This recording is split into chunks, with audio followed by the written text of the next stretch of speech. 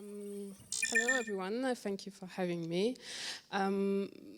Thank you, Hans, for presentation. I think we have very many things in common, and I hope to show that.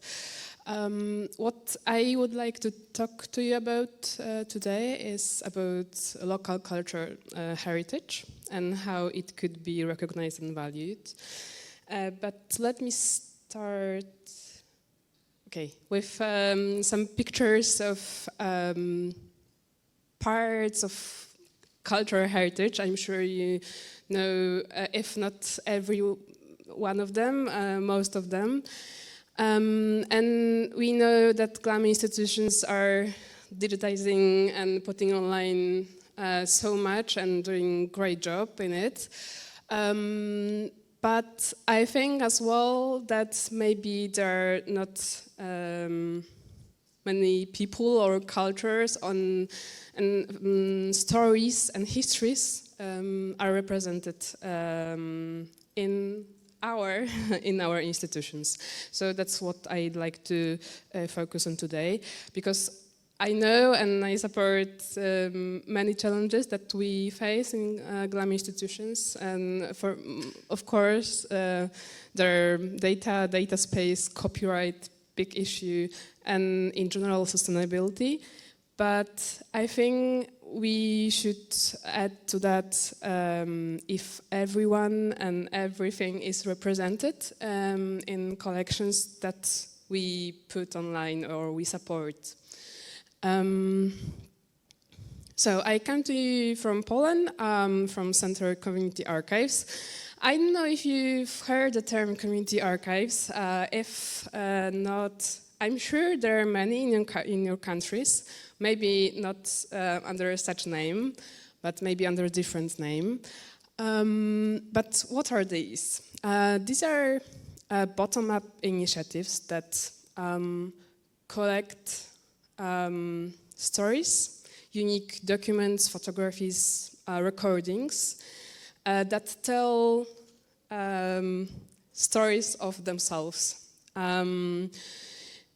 Community archives are about communities. That means that it's not about collections, but about really engaging in looking for those collections, and about engaging people to get to know it.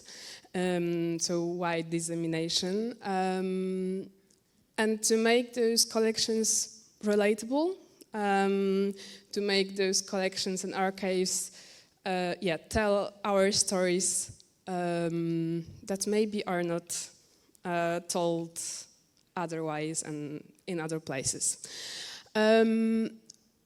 In Poland, we know about 700 of community archives. We are sure that that's, I would say, common social practice to collect and to share documents, stories, and so on, because they are done by people with passion.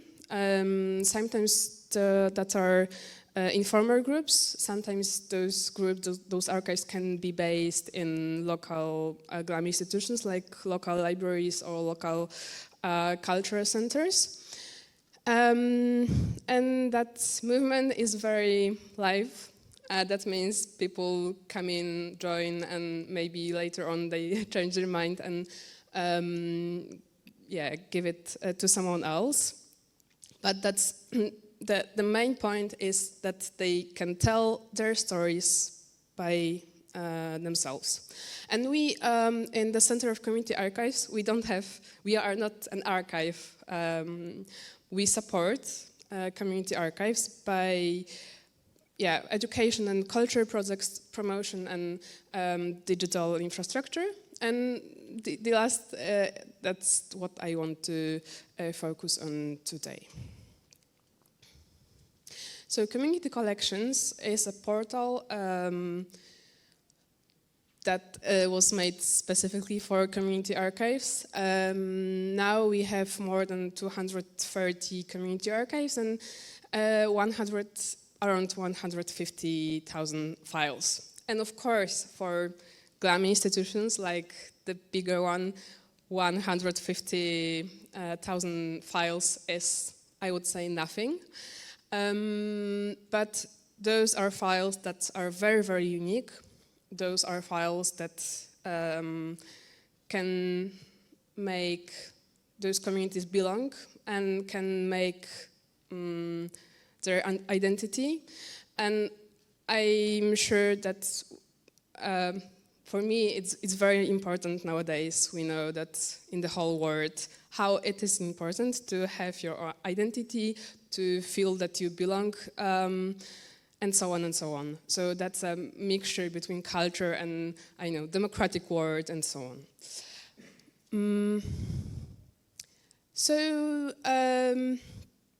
That tool is a tool for community archives. That means that we at the center are not curators. We give away that open archive system. And if community archive want to share their collections, part of their collections, files, or only, I know, stories, they can put that in community collections portal. And luckily, most of them does it. They put files like photos, documents, or history that is a bigger and bigger movement in Poland. And I think that's a way of telling story for, I would say, underprivileged groups as well, when they don't have documents, because there weren't any documents. So they want to tell a story how they want to do that. Here are 3 examples of that. On the left, you can see a lady that's singing local song. Important for for them, and it's a part of bigger story because that's a part of Poland that wasn't Poland before the Second World War, and many people were forced to migrate. So these are very multicultural place, and you can see transcriptions. That's very important for accessibility as well. We gave that free transcription tool for them, and using AI, of course. The other one in the middle, that's a postcard. I put it because it's not from Hague, but from Amsterdam. And that's a part of the bigger story because it was sent to the east of Poland before Second World War by a person who was migrating to Argentina, I would say. And those migrating stories are very important as well. And on the right side, there is a photograph. Of course, it could be interesting. It's from ice cream shop. I would say, yeah, it's about 30s, I would say. But what's important is this part. You can see, many letters.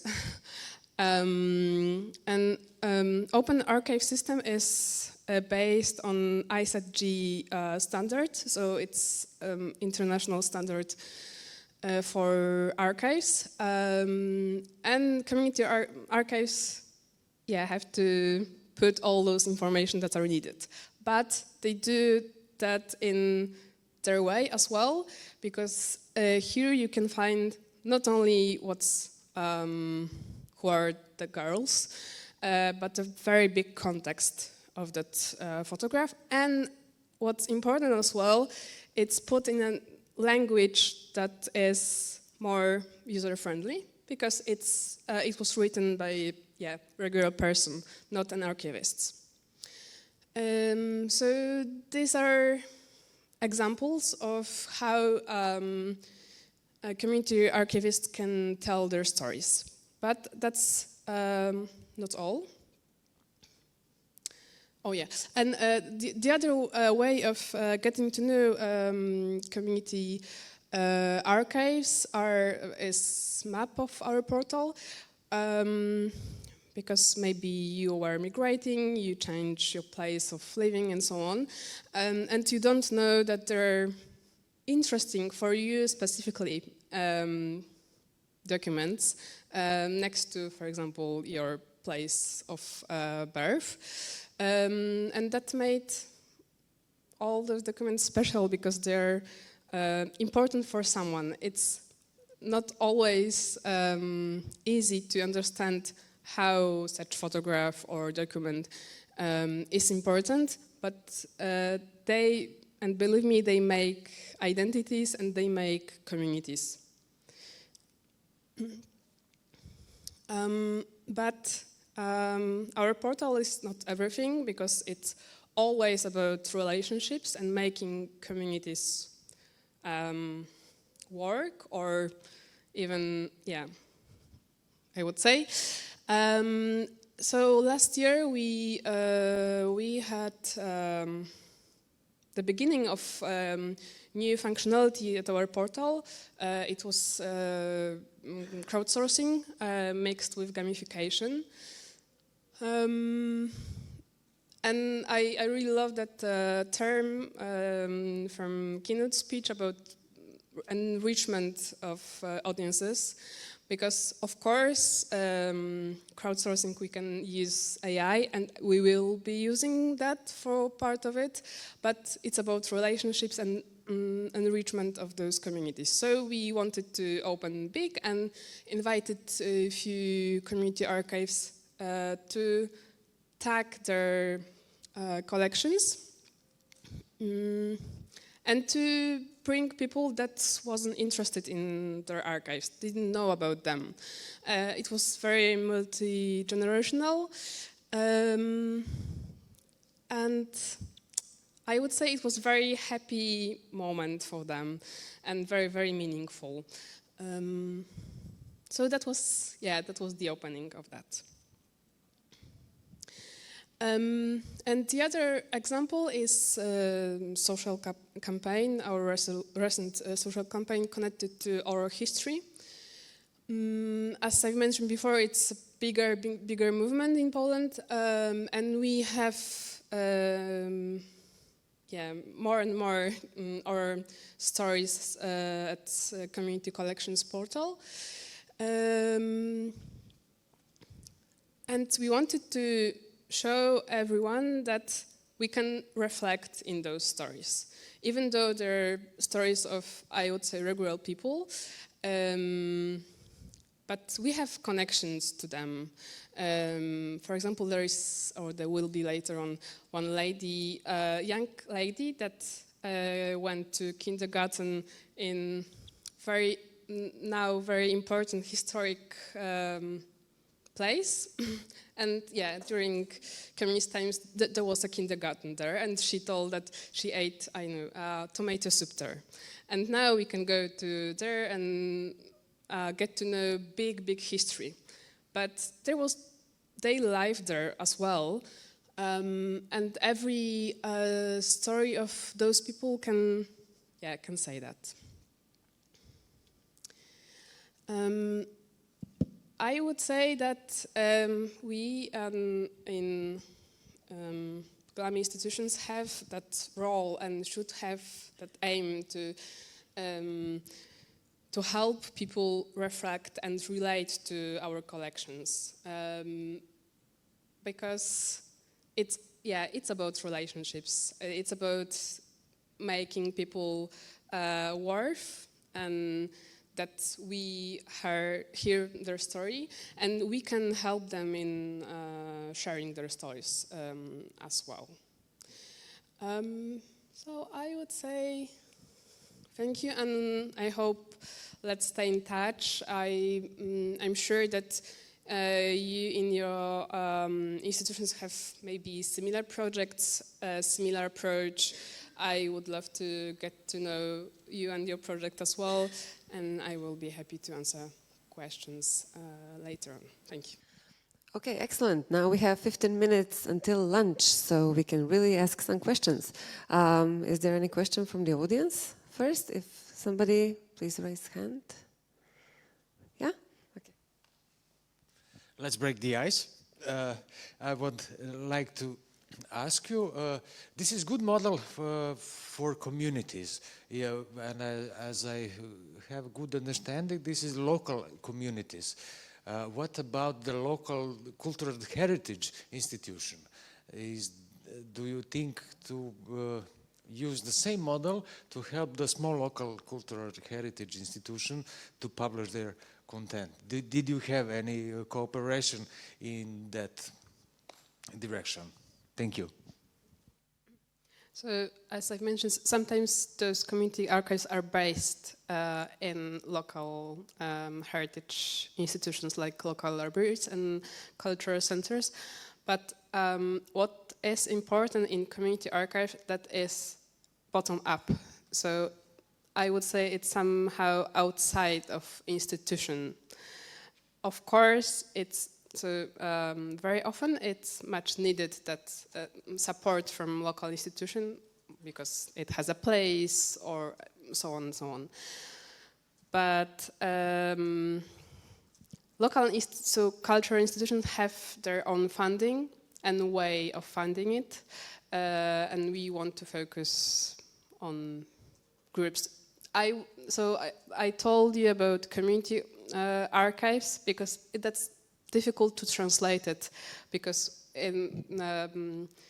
we call it in Polish more like social archives, which are not only community based. Sometimes, yeah, and not institutional. Sometimes it's around a topic, around person, and around events. But most of social community archives are around and about community. Yeah. Thank you. Didn't go too far. So, congratulations for your presentation. It was eye-opening what you do. I want to be more practical. So, I want to ask about which digital tools do you use in order to make your community archives accessible? So we built open archive system from the beginning, and it was built specifically for community archives, for people that don't have archival backgrounds, but they want to have an archive. Yes, so that's what we did. So we built that digital tool, and of course we use other digital tools now. Is it open access? For example, IIIF we use Mirror to show pictures. We use AI mostly from Microsoft for transcriptions and OCR. We will be using AI to make very basic transcriptions about what we can see on the picture, and we will be using that for alternative text for people with visual disabilities.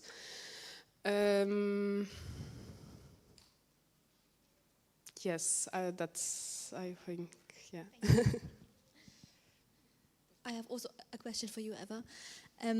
It's last a tech question. I know we're a tech conference, but it's also about could you say something about your funding, and then also I know that from other community archives, especially from other countries like Uganda, Nigeria as well, where really it's difficult sometimes. The topic is it like an LGBTQ archive, and they have really problems sometimes to have funding and to keep it up, and also of course threats, because in this political situation, for example in Nigeria, it's like a little bit more difficult.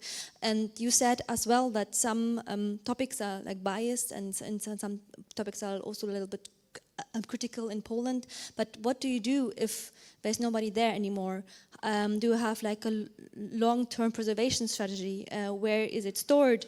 Then you have to go back to an institution or not? I mean, this is like, if you could elaborate on that. Thank you. Yeah, these are very good questions. We are a quite new public institution.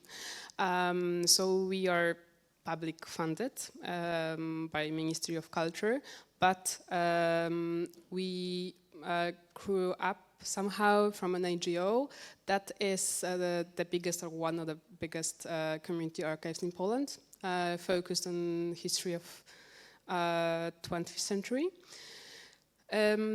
So we have very different community archives that we know about and that use our open archive system. Of course, I would say,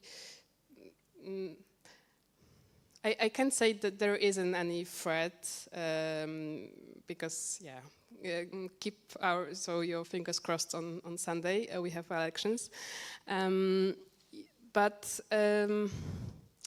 Yeah, we have a strategy for preserving that's new as well, and we got bigger funding to really make that happen. And I'm sure that one of the ways of preserving community archives, those files, is to put it in National Archive as a state institution as well. Sorry, I didn't remember if you've asked something more. Hi, thank you both so much. This is not from the audience, but hi to everyone listening online. I was wondering, I really liked, a word struck me also about the volunteers, about motivation, and I was wondering, and also related to Eva, also for the community archives, as time changes, as we are becoming maybe less young, how do you think how people participate in community archiving and are interested in engaging with institutions will be changing, for example, in that sort of preservation and sort of crowdsourcing and sort of sharing our own knowledge and giving that time? How do you think that might change over time? How can we work against those trends or engage younger people? I wonder also if you have examples of, engaging schools and maybe the community I think it's a different context for community archives also because there's an intrinsic motivation maybe coming from those people involved, but I just wonder if you have any responses to this question. I would say that it's very fluid, not in 10 years or something, so now it's very fluid, and there are groups that are building for 10 years together, 10 people, and it's a success for them. But of course, it can change in a minute. So our tool is a way to preserve those community archive, and for example, where there will be no one at the time to searching for other files, documents that could be part of that collection. So they have that in our open archive system, and they can always come back. Community archives are very, very fragile because they are based on passion, not on money, and not on institution. So we as an institution want to support them in every way. And I would say we are very agile because we are very new as well, and we are developing as well. And we really hear their needs and want to support on a daily basis in very different ways. So, of course, we have some programs, but we have individual way of helping every community archive as well. And yeah, that's the only answer I could give you. Okay, excellent. Thank you.